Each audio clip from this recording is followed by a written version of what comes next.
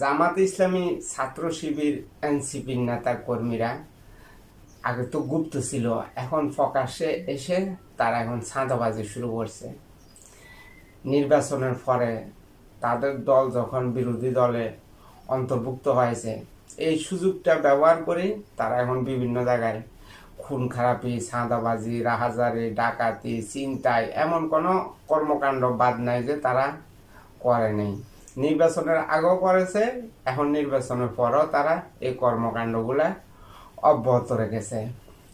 জামাত শিবিরের নেতা কর্মীরা দিন রাত 24 ঘন্টা এখনো বিএনপির নামে দুর্নাম বদনাম ছড়াইতে আছে। এই দুর্নাম বদনাম ছড়াইতে গিয়ে তাদের জনপ্রিয়তা আরো বিলীনের দিকে যাইতে আছে। কয়েকদিন বাদে তাদের আর জনপ্রিয়তা থাকবে না, তারা বিলীন হয়ে যাবে।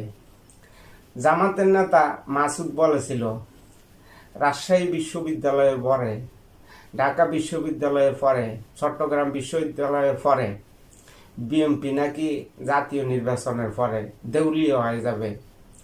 বিএনপির নেতাকর্মী থাকবে না এই দল পরিচালনা করার জন্য। টোকাই সন্ত্রাসী দিয়ে দল পরিচালনা করে বিএনপি। এই কথাগুলা বলেছিল জামাতের নেতা মাসুদে। তো আমি মাসুদকে বলতে চাই, দেখো বিএনপি কি দেউলিয়া হয়ে গেছে, না জামাত শিবিরের এনসিপির গুপ্ত নেতারা দেউলিয়া হয়ে এখন চাঁদাবাজি, রাহাজারি, ছিনতাই, খুন খারাপি এগুলা করতে আছে। বিএনপির নামে দিন রাত 24 ঘন্টা গুজব ছড়াইতে আছে। বিএনপিকে দিন রাত 24 ঘন্টা চাঁদাবাজের অপবাদ দিতে আছে। এই অপবাদ দিতে গিয়ে জামাত ইসলামীর জনপ্রিয়তা আরো 10 নেমেছে।